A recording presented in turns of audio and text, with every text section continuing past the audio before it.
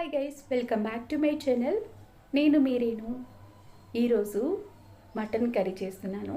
నేను ఇప్పుడు మీకు చూపించే mutton curry as it is పల్లెటూరు స్టైల్.